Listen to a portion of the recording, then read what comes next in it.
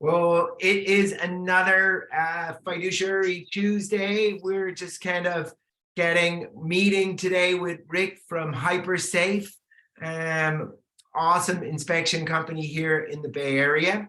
And we're going to talk about the importance of doing pre-sale property inspections and all of the nuances that go with that. Hey, Rick, please introduce yourself and thank you for joining us today. Thank you. My name is Rick Mollenkopf. I've been around forever. I was a fire marshal for 22 years. With Proposition 13 in California, I had to become the building official here in Marin for a while. They left with the building inspector. I did code enforcement, so I had to do that. Went back into the fire service. I was assistant fire chief, retired as a fire chief, represented the California Fire Chiefs Association in the code development process. Pretty much do home inspections.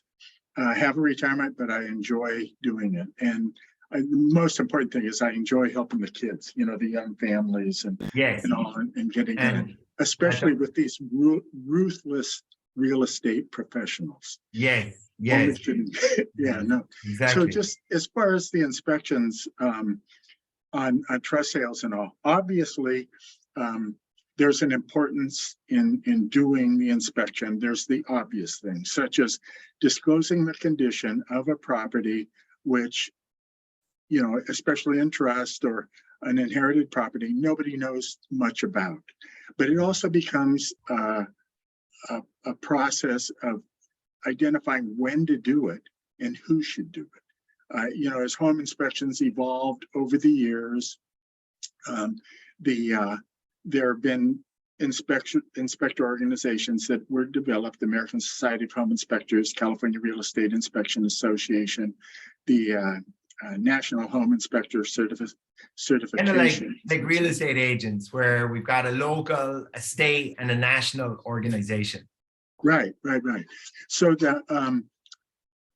the originally home inspections or inspections started out for the protection of the real estate professional. It was after that landmark decision where Eaton versus Strasburger, where an agent and seller were held responsible for an inspection. So we'd like to say, well, the number one reason for conducting these inspections is to inform the prospective buyer on the condition of the property.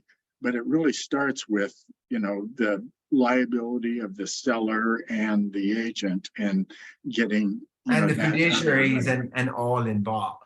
Yeah, one of the things that I run into often is when to do the inspection. Obviously, we go through all the major components of the home: the foundation, the structural, the seismic, the electrical, the plumbing, the heating, the roof, disclose everything. But I kind of have two groups of people I seem to work for. The majority of individuals that request the inspections go, I'm calling to check your availability. We're in the process of photos and staging and doing all this stuff, and we'll let you know when we're ready. And the other half says, you know what? Before you do anything, we want Rick into the property and have him go through and identify everything: moisture, darkening and discoloration, cracks, everything else. Because what happens during staging and everything that's gets covered up is such. And it's not that it's going to create a negative impression of the property. When I go through, we find some evidence of water stains or whatever, and we go ahead and say, well, it's evidence of a previous stain or cracks within normal tolerances or whatever. But it's laying things out for the prospective buyer and all. Well, and I think from the fiduciary standpoint, it allows people who probably don't have a very intimate knowledge of the property the opportunity to have a professional like yourself state, hey, here are things that you should be aware of, and here's where the condition of this particular system in the property is, and here is an item that should be taken care of. Exactly. Don't you feel that with buyers in this current market, it gets a little frustrating when the poor buyer is given a packet of disclosures and inspections and that type of thing, And in a lot of cases, they're forced to make a decision without contingencies in a short period of time, and on and on and on. So it becomes difficult because the inspectors are so busy. They're probably not very responsive. I try to be responsive when people call and want more information on the property. When it gets into wanting to do walkthroughs and that type of thing, it gets a little bit harder, but you try to help them in that regard. But a big part of doing the inspection is who does it too. And so then when home inspections first started, the American Society of Home Inspectors was developed, and they developed their standards, and they have certification practices and all. And then certain states followed suit with licensing inspectors. Texas and 30 states have requirements for inspectors. California does not. Anybody can do an inspection in California. And that becomes, and I see that when individuals have asked me to do an inspection and we're handed a disclosure packet or whatever, you kind of look and see who did the inspection and everything.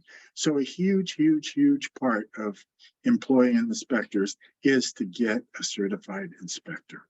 And that is not through their word of mouth, but checking with the inspection organizations. If you give me a list of I would say, especially when there's a written report. I think that is even there technically, with the American Society of Home Inspectors, I can join the San Francisco Association of Realtors, but I'm not a real estate professional. But and with the inspectors, they can join these organizations as associate professionals and even put the logo on their thing. And there are a couple of them that have the logo.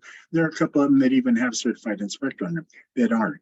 So it's kind of unfair. If you gave me 5 inspectors in San Francisco, a number of them would not be certified. There are very few inspectors that have gone through the process and it's a tough process to get certified. And from the standpoint that you have to have at least a couple hundred inspections, you have to submit so many of them, they review them, you have to take tests, you have continuing education and everything. So it's important to make sure that whether you're either side, that you get the right person doing it. And then to me, it's when you do the inspection. To do it early on is the most important thing to do. And there again, it's find an inspector, try to have somebody that's responsive, because there's going to be questions, in regards to the inspection having been conducted. In fact, what I've done, and you may have gotten some information from me on this, it's assisting like I say, the young families. Is inspectors aren't available to do walkthroughs and there's this fear of doing verbal inspections. Is it covered by E&O insurance and everything? So I did a lot of research, and I found in other states that they defined a verbal and pre-purchase inspection. And so I sent out a notice where I've offered to do these, and it's kind of a pain. I have to drive from Marin and go over and go through the inspection and everything else. But it is something that buyers really respond to, because they get to kind of have somebody who's there physically, who has knowledge and is an expert, giving a solid opinion on. And they weren't there for any of the inspections. In fact, what I typically do is I ask for the disclosure packet in advance, and I take the pest inspection and I lay it out, and the 3R report and lay it out, and summarize everything. And when I meet with them, we go through everything. I'm not a pest inspector, but we look at what the pest inspector said. And a lot of times you can go to, they're required to identify all moisture related damage, and it has to be removed and everything else. And we, with them, we look at it and say, well, how bad is it? Can you get by? Is it really the $16,000? Are there intermediate repairs that you can do, or extending and stuff like that? So it helps to some degree. Again, it's more of a pain sometimes to do it, because it takes so much time and everything, but it's been satisfying and extremely effective, doing that. Exactly. And ultimately to summarize, we often say that you gotta do the pre-sale inspection as soon as is possible, plausibly possible, to identify if there is anything that needs to be addressed in advance of making a property look ready for sale.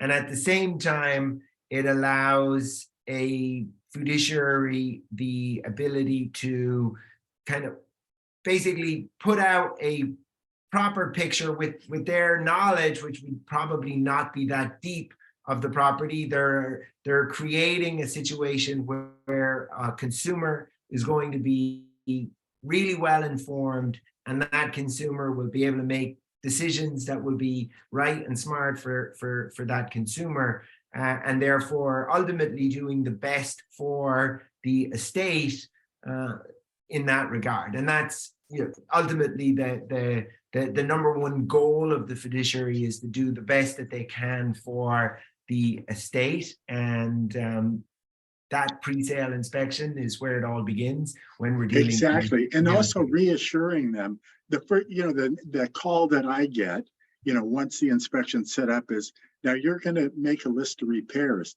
And I go, absolutely not. I'm telling you right now that we're avoiding all of that by disclosing it, putting everything down. We're not making a list of repairs. Yeah, we're not going in to pick it apart and be like, oh, this is terrible. It's basically just, it's going in like a doctor and giving it's like getting a medical. If you were a professional sports player transferring on teams, they would want to know what kind of condition you're in. And this is really for the transfer of condition from one owner to a new owner. So, yeah, exactly. Well, Rick, you are awesome. Is there, if anybody is looking for you and they want you to come through to do an inspection, how can they best find you?